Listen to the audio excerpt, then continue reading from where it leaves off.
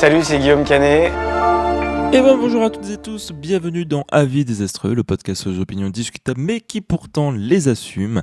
Cannes, jour numéro 10, c'est bon, nous venons enfin d'atteindre le fameux chiffre à 2 chiffres, ou le fameux nombre à 2 nombres, ou le fameux nombre à 2 chiffres, bref, vous avez compris. Et ben écoutez, ça va. Cannes, pour ces 2 derniers jours, s'annonce sur les meilleurs auspices. Aujourd'hui, je suis encore seul parce que mes colocs ont décidé d'aller voir des films plutôt que de vouloir en parler. Étonnant quand on est à Cannes. Donc je vais vous parler de 3 films aujourd'hui. Le Vertige de Quentin Dupieux, La Bella Negra de Javier Ambrosi et Javier Calvo, et je finirai par Coward de Lucas Dont. Donc nous allons commencer par la quinzaine des cinéastes qui hier était sur sa clôture avec le film Le Vertige de Quentin Dupieux. Alors c'est un film dont vous avez probablement dû entendre parler puisqu'il est actuellement sur un gros effet marketing, à savoir de jouer un petit peu sur ce côté d'animation très PS1, PS2, comme vous avez pu peut-être voir certains extraits. Actuellement, ils sont en train de faire un service marketing qui est assez rigolo, avec l'interview de Brut de Quentin Dupieux qui a été complètement animé sur l'heure entière. Leur passage sur le tapis rouge, pareil, c'est de l'animation. Il semblerait qu'il y ait un micro-trottoir de Sens Critique qui va bientôt sortir, qui normalement devrait être animé aussi. J'aurais pu y aller si je n'avais pas décidé de faire dédicacer mon DVD de réalité à Quentin Dupieux. Et juste pour ça, Quentin, je t'en veux, car j'étais vraiment à ça de me faire animer en 3D dégueulasse. Bref, Le Vertige, qu'est-ce que j'en pense ? C'est plutôt sympa. Disons qu'après les quelques déceptions qu'ont été ces 3 derniers films, par 3 derniers, j'entends Full Feel qui sortira en décembre, mais ça reste... c'était quand même un cinéaste qui, je trouve, s'était perdu ces derniers temps, et que là, on retrouve le Quentin Dupieux qui va traiter de l'absurde pur et dur, avec un soupçon un petit peu d'angoisse, puisque l'histoire nous raconte celle de Jackie et Bruno, qui vont apprendre qu'ils sont dans une simulation et ils vont essayer ensuite de continuer de mener leur enquête. Le film est très court, comme toujours chez Dupieux, mais là encore plus que d'habitude, puisque le film fait 1h07, ce qui fait qu'en termes de minutage, il fait 67 minutes. 6-7. Voilà, donc là vous m'avez pas vu le faire, mais je viens de faire un 6-7 à ce micro. Et oui, toute occasion est bonne à faire un 6-7 à Cannes. Le film recentre, n'a vraiment aucun temps mort et permet de tout défiler d'un coup. Ce qui d'ailleurs est un des défauts que je reproche au film, c'est que tu sens que comme souvent chez Dupieux, il a un concept qui va un petit peu pousser pour faire un long métrage. Et par instant, il ne sait pas finir ses films. Soit il les finit beaucoup trop tôt, soit il ne sait pas du tout les finir. Et là, il y a une vraie frustration il va aller jusqu'à un certain point. On va rentrer donc grossièrement, ce qu'on pourrait dire, dans une sorte de 3e acte.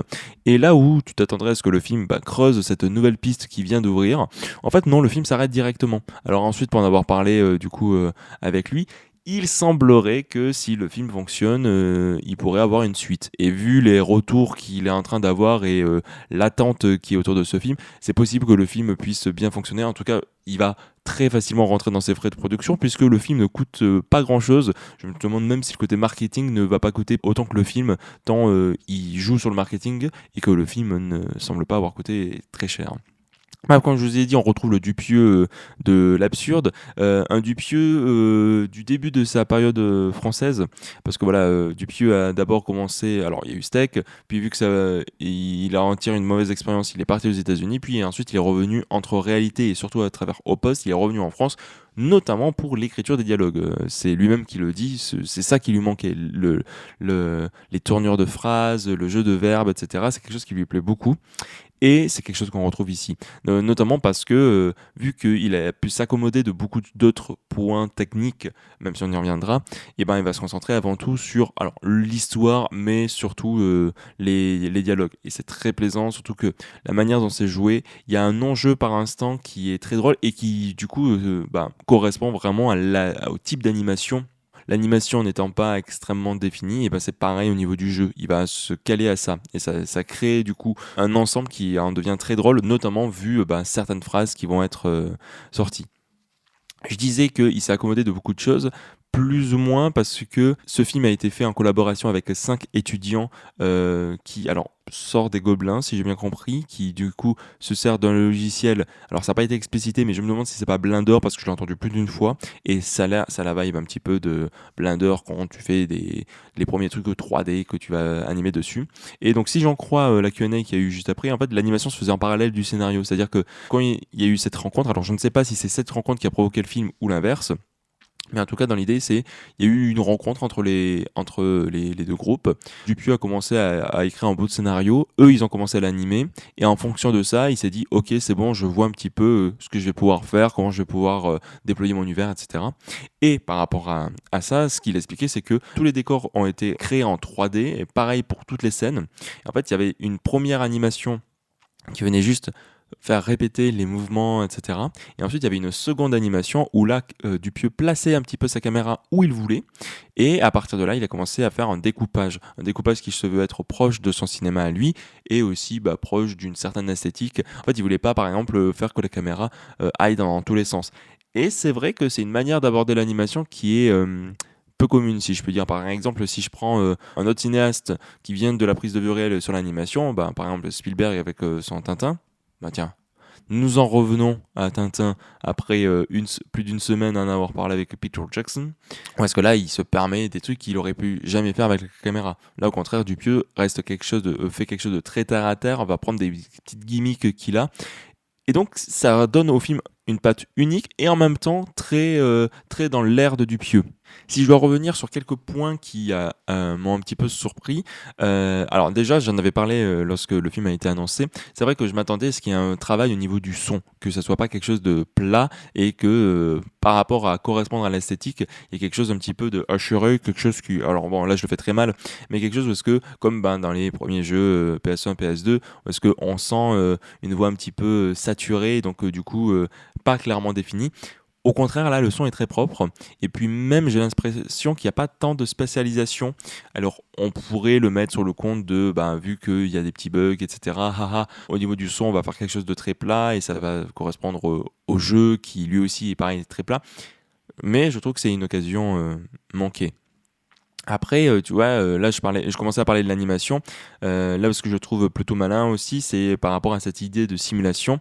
Une des raisons parce que Jackie, donc interprété par Alain Chabat, se rend compte qu'il est dans une simulation, c'est notamment tous les bugs de texture. Les petits moments où tu as des trucs absurdes, un bébé qui vient d'accoucher, enfin un bébé qui vient de naître comme ça, que ce soit un pigeon qui fait du surplace, que ce soit au niveau du bras quand il rentre en contact avec un vêtement mais qui a aucune conséquence. Et le film va jouer un petit peu de tout ça, de cette esthétique, de ces légers bugs qui sont pas très dérangeants, mais tu les remarques et après tu les acceptes parce que tu connais ça dans le milieu jeu vidéo ludique. Mais le fait de les voir retranscrire ici et qui font partie de la narration, je trouve que c'est un élément assez malin de comment il a pu le construire. Et de manière générale, sur le film, Dupieux disait que c'est quelqu'un qui écrit beaucoup à l'inconscient.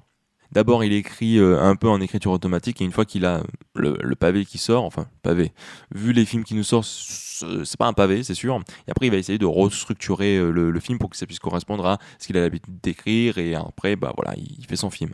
Ce qui a de certaines qualités, mais de l'autre, les défauts dont je vous disais, c'est un film qui me paraît un petit peu incomplet, pas fini, et c'est toujours très frustrant, et c'est pas le seul film. Je me rappelle, Incroyable mais vrai, pareil, j'avais eu à peu près le même ressenti, même si c'était différent, parce que là c'est vraiment les 10-15 dernières minutes, il sait pas comment les finir, du coup il finit quelque chose de très vite fait mal fait.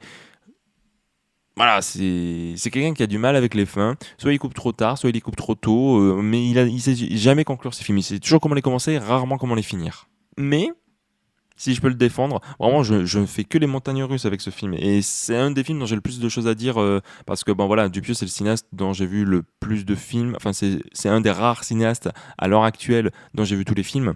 Parce que c'est un cinéaste qui me passionne un petit peu, quand bien même il peut me perdre par instant. Il y a des thématiques, il y a son univers qui accroche et qui me plaît. Un film comme Le Vertige, il n'y en a pas eu 36 000 et je ne sais même pas s'il y en a eu beaucoup tant que ça avec cette esthétique volontaire, on va dire, parce que je sais qu'il y a eu des séries ou des web-séries qui reprenaient ces codes esthétiques. Mais bref, tout ça pour dire que c'est un cinéaste qui détonne toujours.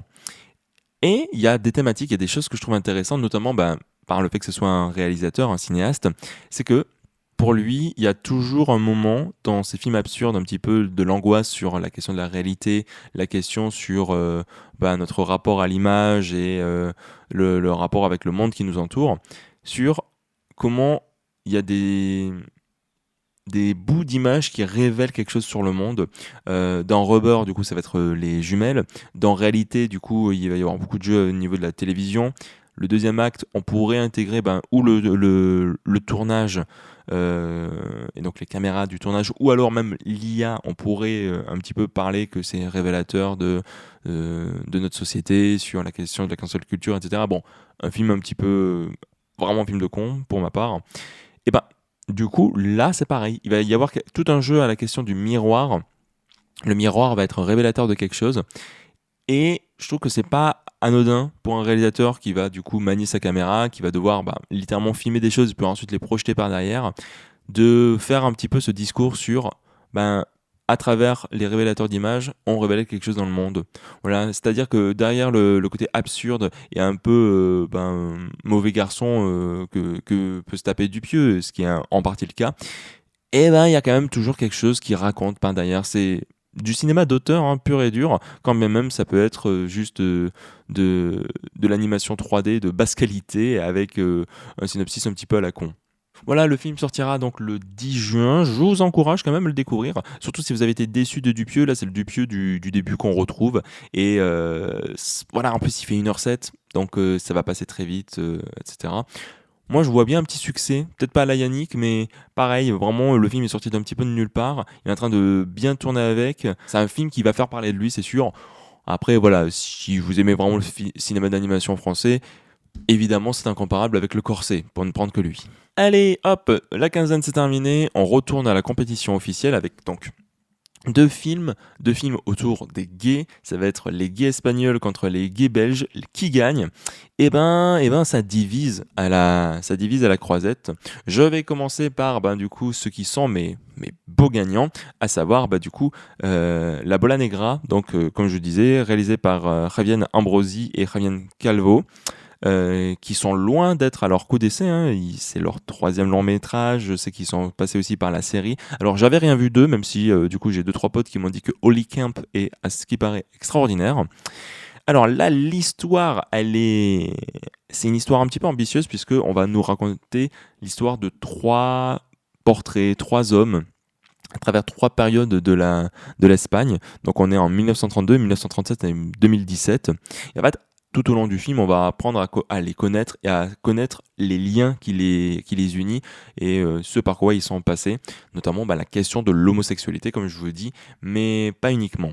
Encore une fois, cette carte de l'honnêteté qui finalement est sur la table depuis le début, donc pas la peine que je puisse rejouer avec, mais parce que voilà, il faut le dire. Le film fait donc 2h35. Je reconnais que tout ce qui concerne la première heure, j'étais fatigué. Donc, il y a pas mal d'éléments qui me sont passés à côté. Notamment que, en fait, je ne connaissais rien de l'histoire, je ne connaissais pas du tout cette idée cette narration sur 3 temporalités différentes, sur 3 visages, etc.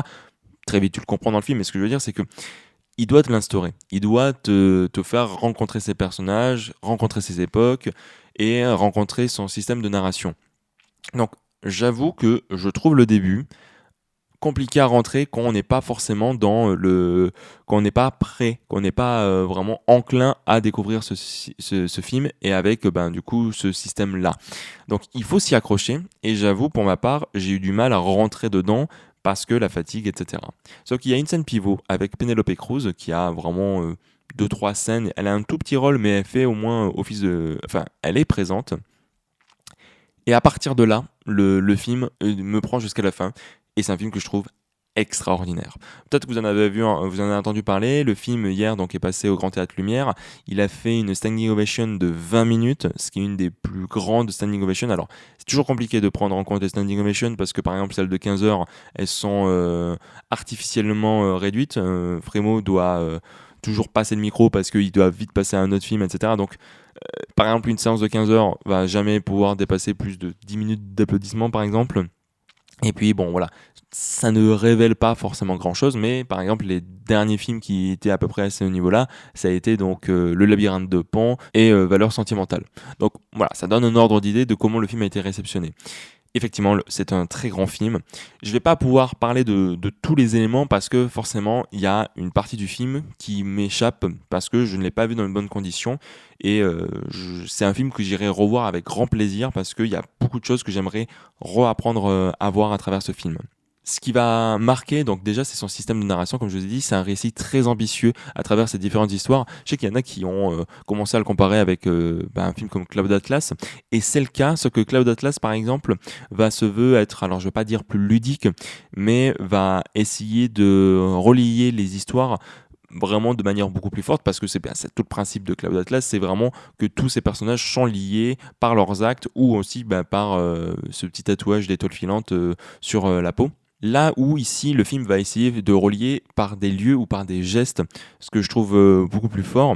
Et puis je pense que le personnage principal, c'est celui qui du coup vit en 2017 et va essayer de mener une enquête sur le personnage de 1937 qui lui-même a rencontré le personnage de 1932.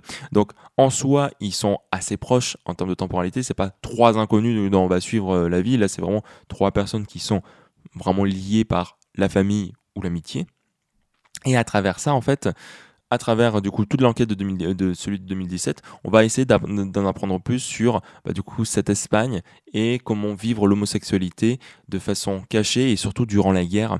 Et c'est un film qui est très poignant par instant parce que, comme je vous ai dit, il y a un système de narration très ambitieux et plus que ça, il y a aussi une reconstitution de la guerre en Espagne. Il y a une manière de filmer les décors qui sont mais vraiment somptueux pour le coup. Ils sont grandioses et ils sont filmés tels quels. La photographie rend honneur à ces décors, ce soit par. Alors c'est pas des jeux de clair-obscur, c'est pas poussé à ce point, mais la manière dont l'image, dont la lumière va sculpter les décors pour mettre en avant des éléments, mettre en avant les personnages qui vivent dedans, c'est assez impressionnant. Et puis, il y a un autre élément qui rajoute un petit peu à cette grandeur, c'est le film va avoir tout du long, et la scène d'introduction te marque, mais vraiment d'un coup avec ça, il va avoir tout du long des chœurs. Et il va y avoir beaucoup de scènes de danse, de chant, etc. C'est un film qui, dès le début, va assumer un petit peu une sorte de narration opératique. C'est vraiment tous les éléments qu'on va voir dans le film sont grands. Quand bien même il va traiter la question de l'intimité, mais c'est une intimité brisée, et c'est brisé d'une manière... voilà, c'est vraiment un film brisé sur des gens brisés. Sauf que contrairement à un film comme The Man I Love qui va te parler de l'homosexualité, et c'est triste, par la question du sida évidemment, donc évidemment que c'est triste. Mais là c'est un film qui va parler de ça, mais en même temps il va beaucoup te parler de reconstruction, de comment l'art permet de reconstruire et aussi comment l'art permet de ne pas oublier des éléments. Parce qu'il y a tout un enjeu autour d'une pièce de théâtre qui donc s'appelle La Bola Negra, qui devient un enjeu principal du film parce qu'elle est une sorte de témoignage indirect, de témoignage à travers l'art d'une situation, du rejet de l'homosexualité, de la vie sous la guerre. Et donc c'est quelque chose où est-ce que le film dit il faut pas oublier ça, il faut pas oublier ceux qu'ont vécu nos ancêtres, ceux qu'ont vécu les mêmes personnes que nous, parce que c'est hyper important. Et là on parle pas de gens qui se sont battus pour faire reconnaître leurs droits, c'est juste des gens qui ont essayé de lutter pour continuer à vivre et vivre tel que eux le voulaient. Et c'est ce que essaye de raconter cette pièce de théâtre. Déjà, ça montre à quel point l'art peut être quelque chose d'universel, mais l'art est une forme de résistance, puisque c'est important de se souvenir de ça et de se souvenir et de mettre en avant, du coup, ce genre de vie. C'est un film hyper important sur l'importance de s'assumer tel qu'on est et de se battre pour ça, et de s'assumer tel qu'on est et de la difficulté que c'est, que ce soit en temps de guerre, mais même dans quelque chose de beaucoup plus actuel, de par le lien aux autres ou le lien à la famille. Et puis, c'est un film qui, plus d'une fois, va partir dans des grands moments de poésie absolue. Je pense à tout un passage qui se passe au niveau de la montagne à la neige. Et c'est marrant quand tu le connectes avec le film qui suit juste après. Le film va mettre en avant, va mettre en scène des lieux qui sont complètement oniriques, qui n'existent pas. Et à travers, va créer un dialogue avec une époque plus contemporaine, va créer un dialogue avec les personnages qui s'y trouvent, va un peu offrir une piste de réflexion, mais vraiment on va juste l'offrir. Ce film, c'est pas du tout un commentaire sur sa narration ou sur un point d'élément. C'est vraiment un film qui essaie de te faire ressentir ce que vivent les personnages. C'est une mise en scène. C'est l'idée que je m'étais dit en sortant du film, c'est une mise en scène émotionnelle. C'est pas du tout, je trouve que c'est pas du tout un film théorique, c'est un film qui passe tout par les émotions. Et je pense que c'est en partie pour ça qu'il a autant plu, qu'il va vraiment polariser, parce qu'il y a des gens qui vont adorer le film, comme c'est pour ma part. Et encore, il y a une heure qu'il faut que je revoie, donc en revoyant le film, peut-être j'aurai les idées plus au clair. Mais de l'autre, il y a des gens qui sont complètement passés à côté. J'ai l'impression que la presse française n'a pas plus apprécié que ça le film. Ce qui est pour ma part bien dommage, tant je trouve que le film déploie plein d'éléments que je trouve incroyables et extraordinaires. Est-ce que le film peut avoir un prix Alors, il est...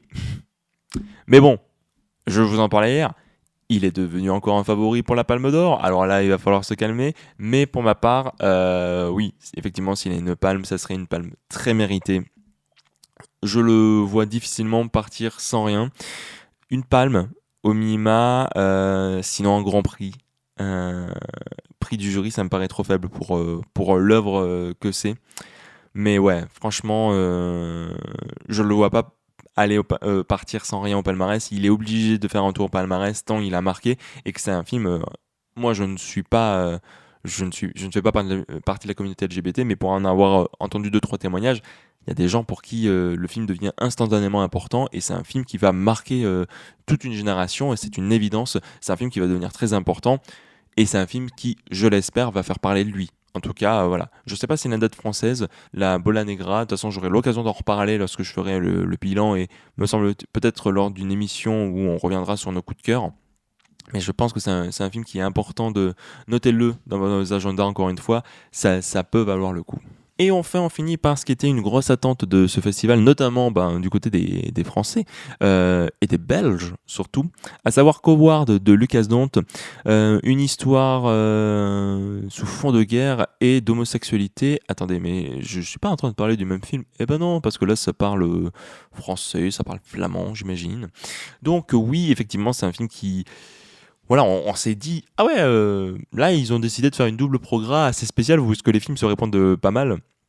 Donc en fait, oui, voilà, c'est exactement ça. On va suivre une troupe durant la Première Guerre mondiale de 14 à 18. Et au cours de cette guerre et de cet esprit de franche camaraderie, eh ben, notre personnage principal va en rencontrer un autre. Et il y a une relation qui va se créer et qui vont essayer de vivre malgré tout le contexte ambiant. Alors, le film est sorti et a déjà énormément convaincu des personnes. J'ai 2-3 amis qui sont sortis en larmes, qui disent mais c'est un film extraordinaire, c'est la palme. Comme je vous ai dit, la palme là maintenant on est à un niveau où chaque film mérite une palme, on dirait. Calmons-nous, nous allons pas faire comme 1946 où il y a eu 11 films qui ont eu une... Alors il n'y avait pas le PAM à l'époque, le Grand Prix. Voilà, peut-être qu'on aura une palme co-ex-aequo. C'est possible en tout cas, vu toutes les attentes qui sont en train de se créer autour de la Croisette. Et pour ma part, oui, voilà, c'est un film que je trouve sympathique, mais sur lequel j'accroche pas à 100%, tout comme c'était le cas avec Close, même si je pense que je préfère très légèrement Close. En fait, Coward, ce qui va me plaire au début, c'est comme je vous ai dit, cet esprit de franche camaraderie qui est hyper bien retranscrit et qui est mis en lien avec beaucoup de chants musicaux, avec des chœurs, et ça chante, et ça crie, et ça danse, etc. Et c'est un film qui a un vrai entrain et qui arrive hyper bien à le retranscrire. Et on rentre dans ce groupe et on a envie d'être avec eux et on est porté par leur cœur, porté par leur corps. Et c'est un film qui est extrêmement plaisant. Et avec ça, la mise en scène, encore une fois, cette caméra qui est embarquée, qui est tout le temps présent, qui est tout le temps avec eux, on rentre instantanément dans ce groupe de personnages et on fait partie de ce groupe et c'est très plaisant. Puis ensuite, progressivement, le film va quitter cet esprit de camaraderie, va quitter cet esprit de groupe qui a ses aspects positifs mais aussi négatifs, notamment sur la question du traitement des prisonniers de guerre allemands, et ensuite va se concentrer sur la relation entre ces deux personnages. Et c'est là où le film, en fait, plus il avance, moins il m'accroche. Ça veut dire que ça commence très bien et je me dis waouh, je suis à fond dans le film et je suis à fond dans ce groupe de personnages. Et en fait, au fur et à mesure que le film avance, je trouve qu'il va avoir des choix narratifs, notamment, qui vont commencer un petit peu à moins m'accrocher. En fait, c'est un élément que j'ai ressorti à la sortie pour en avoir discuté avec quelques camarades. C'est un film que je trouve un peu inconséquent. C'est un film sur une relation homosexuelle durant la Première Guerre mondiale qui vont ensuite, qui vont essayer de la vivre et telle qu'ils la veulent eux. Et je trouve le film plutôt inconséquent. Alors après, on peut le défendre, hein, ça va changer des films sur les gays, où est-ce que c'est triste, en crevé, etc. Où est-ce qu'il y a de grands trucs qui se passent. Là, c'est vrai que c'est un film très léger, vraiment tout le monde vous le dira, c'est un film qui est beaucoup plus doux, c'est un film, alors je dirais pas jusqu'à dire solaire, mais c'est un film très agréable à vivre et à voir et à ressentir. Mais c'est vrai que pour moi, il manque quelque chose, il manque de la matière, il manque quelque chose pour vraiment que j'accroche plus pleinement au film. Et c'est vraiment là-dessus, c'est progressivement, plus le film avance, plus il y a des idées que le film a mis au début qui finalement, je trouve qu'il l'exploite sans vraiment l'exploiter, il laisse beaucoup de choses en surface. Alors j'imagine que c'est peut-être en réponse par rapport à Close qui avait décondensé certains parce que c'est un film qui vraiment mettait, alors peut-être pas les potards à fond, mais qui y allait quoi au niveau de sa narration, qui y allait au niveau de sa thématique, qui y allait au niveau de l'émotion. Là, le Casse-Dent a voulu se mettre beaucoup plus en retrait, ce qui est très agréable et franchement c'est très remarquable, mais peut-être, je trouve, trop en retrait. Vraiment pour ma part, il manque un élément il manque quelque chose sur cette deuxième partie de film pour que je puisse re-rentrer dedans. Et donc progressivement, je me détache au fur et à mesure du film. Ce qui fait que quand le film arrive à la fin, il y a, je raconte absolument rien bien sûr, mais un peu une sensation, pas d'inabouti à la manière du Vertige, mais presque que on est sur la première partie d'un diptyque et on a presque envie de se dire, bon ben on a atteint un point, vas-y j'ai envie de découvrir la suite, j'ai envie de me dire, bon ben maintenant, vu que tu m'as mené à ce point-là, ben t'as tout, t'as encore quelque chose à construire par derrière. Je vois bien que le film peut continuer de développer ces thématiques, voire les approfondir et mettre quelque chose de beaucoup plus charnel ou autre. Bon, après, je pense que ça serait plutôt mal vu, mais j'ai vraiment l'impression qu'il manque une partie à ce film. Qu'il y a quelque chose qui n'exploite pas totalement. Je parle de la question du corps, je sais qu'il y a des gens, John pour ne citer que lui, qui adorent la manière dont les scènes de sexe, le corps est travaillé. Effectivement, c'est magnifiquement filmé, mais je sais pas, il y a quelque chose qui fait que j'aime moins ce film que, encore une fois, du Fioul dans les artères, qui est, je pense, mon film préféré autour de la question du corps et la question des relations homosexuelles. C'est vrai que du coup, après avoir vu ce film, voilà, Coward me paraît un peu plus lisse. Là où ce que j'aime bien, par contre, il va pas plus l'exploiter, c'est-à-dire que là où est-ce que le film va trouver un peu son côté queer, c'est donc ces soldats français, francophones plutôt, qui attendent à la guerre avant de partir sur le front pour aller secourir leurs camarades ou aller faire des actions, des missions. Il y a besoin d'un divertissement et vu que c'est vu que c'est un environnement 100% masculin, ce sont les hommes qui vont devoir se travestir pour pouvoir raconter leur petite histoire, faire leurs petits bons de cabaret, de numéros de danse, etc. Dont une scène qui est extrêmement belle, qui offre un grand moment de poésie et qui est donc la rencontre décisive du film. Et j'aime beaucoup en fait comment il va amener un petit peu quelque chose autour du drag, même si le film va pas l'expliciter, mais voilà, dans la manière dont les personnages se déguisent, dans la manière dont ils se maquillent, la manière dont ils vont agir sur scène, etc. On va reprendre des éléments qui ensuite, plus tard, pourront inspirer le drag. Mais dès ici, dès la Première Guerre mondiale, il est en train de construire ça. Parce que je me demandais précisément comment il allait intégrer un petit peu un cinéma queer, etc. Alors, c'est pas un film queer, pour le coup, contrairement à d'autres, mais c'est vraiment un film historique dans lequel on va mettre des notions un peu de queer, et j'aurais aimé en voir un peu plus, parce que le film a vraiment de quoi les exploiter. C'est pas moi qui me dis ah là là, film historique, il faut du queer, etc. C'est vraiment le film en met, mais il ne le pousse pas, je trouve, suffisamment loin, et ça en a convaincu certains. Donc voilà. Est-ce que le film peut mériter un prix ? Alors bon, encore une fois, j'en vois déjà partir sur la Palme, le prix du jury, etc.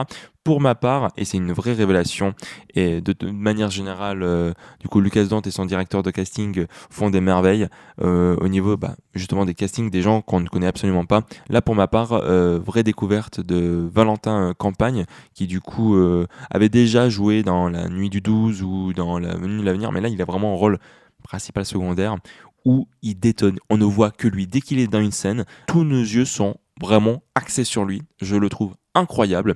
Et pour ma part, ça serait un merveilleux et un très mérité prix de l'interprétation masculine devant Adam Driver, du coup, parce que là, vraiment, je trouve que pour le coup, outre le fait de bien jouer, il cristallise quelque chose qui est absolument incroyable et le film ne vaut le coup vaut le coup ne serait-ce que pour lui et sa performance. Oh putain, mais j'ai encore fait 30 minutes, c'est pas vrai! Oh là là! Et après, je suis fatigué et je me rajoute des émissions beaucoup trop longues pour moi. Mais c'est parce que j'ai des choses à dire, en plus, vu que j'ai pas les esprits au clair, j'ai l'impression que je me répète ou j'ai pas le fil rouge, quoi. J'essaye de faire comme on peut et c'est déjà pas mal. Bref, demain, 3 films encore, We Are Aliens, le film allemand là, qui va être compliqué à se taper à 22h, à 21h, et surtout, par pitié, oui, j'ai trop hâte, Histoire de la nuit de Léa Missus, qui est peut-être une de mes plus grosses attentes de ce festival. C'est le dernier jour à 3 films que je me tape demain, parce qu'après, quand ça sera samedi, donc demain pour vous, et après-demain pour moi au niveau de l'épisode enregistré, que un seul film, le film Moulin, et puis voilà, j'ai envie de dormir, j'ai besoin de dormir, je crois, plus que mes horaires habituels. Il y a besoin de stopper tout ça. Bref, on va pas quand même se plaindre, on est à Cannes et c'est quand même merveilleux, on voit des beaux films, le temps est bon et j'ai 2 amis qui sont aussi mes amoureux. On se dit à demain et en attendant, bon courage pour cette fin de semaine et puis voilà, salut!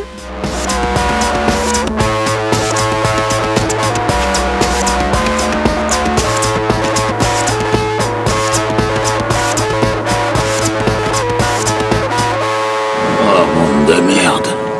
Ouais, moi aussi j'ai bien envie de le dire, monde de merde.